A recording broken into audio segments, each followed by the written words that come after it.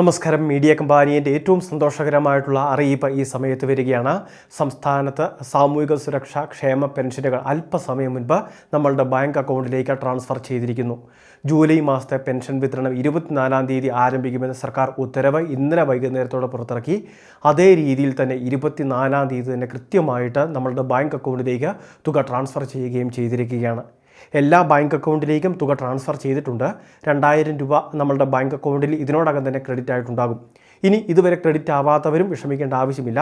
നമുക്ക് മുൻ മാസങ്ങളിലൊക്കെ ലഭിച്ചതുപോലെ തന്നെ മണിക്കൂറുകൾ കഴിയുമ്പോൾ അല്ലെങ്കിൽ മണിക്കൂറുകളുടെ വ്യത്യാസത്തിൽ നമ്മളുടെ ബാങ്ക് അക്കൗണ്ടിലേക്കും ഈ 2000 രൂപ ക്രെഡിറ്റ് ആകും. Canara bank, state bank of India, union bank തുടങ്ങിയ ബാങ്കുകളിലെല്ലാം തന്നെ 3 മണിക്ക് ശേഷം തുക ക്രെഡിറ്റായി തുടങ്ങിയിട്ടുണ്ട്. ഇനി മറ്റു ബാങ്കുകളിലും ഇതേ രീതിയിൽ തന്നെ രാത്രി വൈകിയാണെങ്കിൽ പോലും ഈ ധനസഹായം ക്രെഡിറ്റ് ആകും.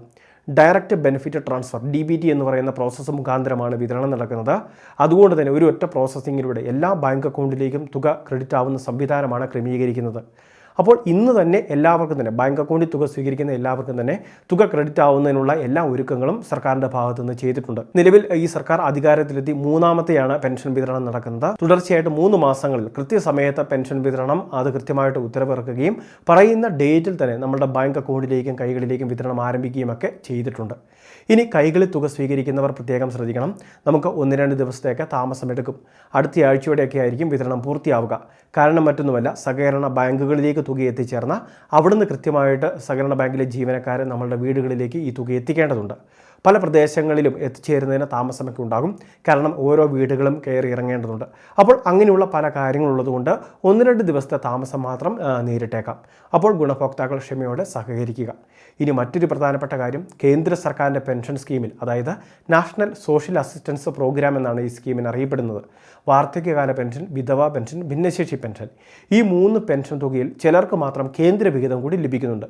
അതുകൂടി ചേർത്താണ് 2000 രൂപ അങ്ങനെയുള്ളവർക്ക് ക്രെഡിറ്റ് ആവുന്നത്. അങ്ങനെ വരുമ്പോൾ 300 രൂപ, അതോടൊപ്പം തന്നെ ചിലർക്ക് 200 രൂപയാണ്, മറ്റു ചിലർക്ക് അത് 500 രൂപയോളം വരും. അങ്ങനെ കേന്ദ്ര സർക്കാരിൻ്റെ വിഹിതമായിട്ട് വാങ്ങുന്നവരുണ്ട്. അപ്പോൾ ആ തുക കുറച്ചായിരിക്കും ഇപ്പോൾ സംസ്ഥാന വിഹിതം ക്രെഡിറ്റ് ആയിട്ടുള്ളത്.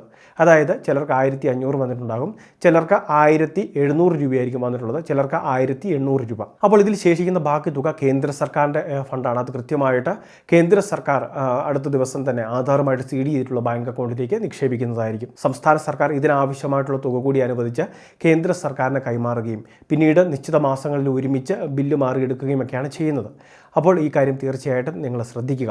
ഇനി ആർക്കെങ്കിലുമൊക്കെ കേന്ദ്ര വിഹിതം തുടർച്ചയായിട്ട് ലഭിക്കാതെ വരുന്നുണ്ടെങ്കിൽ നമ്മുടെ പഞ്ചായത്ത് അല്ലെങ്കിൽ മുനിസിപ്പാലിറ്റിയുമൊക്കെ ആയിട്ട് ബന്ധപ്പെടേണ്ടതുണ്ട്. ആധാർ അധിഷ്ഠിത വിതരണ രീതിയാണ്. അത് ആധാറുമായിട്ട് ആക്റ്റീവായിട്ടുള്ള CD ചെയ്തിട്ടുള്ള ബാങ്ക് അക്കൗണ്ടിലേക്കായിരിക്കും തുക ക്രെഡിറ്റ് ആവുക. അപ്പോൾ ഈ പെൻഷൻ വിതരണവുമായി ബന്ധപ്പെട്ട് തീർച്ചയായിട്ടും എല്ലാവരും അറിഞ്ഞിരിക്കേണ്ട പ്രധാന കാര്യങ്ങളാണ് ഇപ്പോൾ ഷെയർ ചെയ്തിട്ടുള്ളത്. ഇനി മറ്റൊരു പ്രധാനപ്പെട്ട കാര്യമുള്ളത് ബയോമെട്രിക് മസ്റ്ററിംഗ് ആണ്. ബയോമെട്രിക് മസ്റ്ററിംഗ് നടന്നുകൊണ്ടിരിക്കുകയാണ്. നമുക്ക് സെപ്റ്റംബർ മാസം 30-ാം തീയതി വരെ മസ്റ്ററിംഗ് ചെയ്യാനുള്ള സമയമുണ്ടാകും. അപ്പോൾ ഓഗസ്റ്റ് ഉണ്ട്, അതോടൊപ്പം സെപ്റ്റംബർ ഉണ്ട്. ഈ മാസങ്ങളിലെല്ലാം തന്നെ പെൻഷൻ വിതരണവുമുണ്ട്. മസ്റ്ററിങ് ചെയ്യാത്തവർക്കെല്ലാം തന്നെ, അതായത് സെപ്റ്റംബർ മാസം 30-നുള്ളിൽ നമ്മൾ മസ്റ്ററിങ് പൂർത്തിയാക്കിയാൽ മതി എന്ന് പറഞ്ഞിരുന്നു. അപ്പോൾ ആ മാസങ്ങളിലൊക്കെ അനുവദിക്കുന്ന പെൻഷൻ ഒരു തടസ്സവും കൂടാതെ ലഭിക്കും.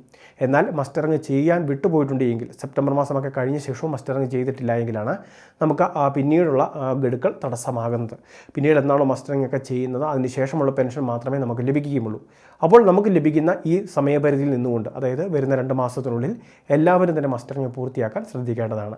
2025 ഡിസംബർ മാസം 31 വരെ പെൻഷൻ ലഭിച്ചുകൊണ്ടിരുന്ന എല്ലാവരും തന്നെ മസ്റ്ററിങ് ചെയ്യേണ്ടതാണ്. അപ്പോൾ വളരെ പ്രധാനപ്പെട്ട ഈ ഇൻഫർമേഷൻ എല്ലാവരിലേക്കും ഷെയർ ചെയ്തെത്തിക്കുക. ഇതുപോലുള്ള ഉപകാരപ്രദമായ അറിയിപ്പുകൾക്ക് ചാനൽ സബ്സ്ക്രൈബ് ചെയ്യുക, ഫോളോ ചെയ്യുക.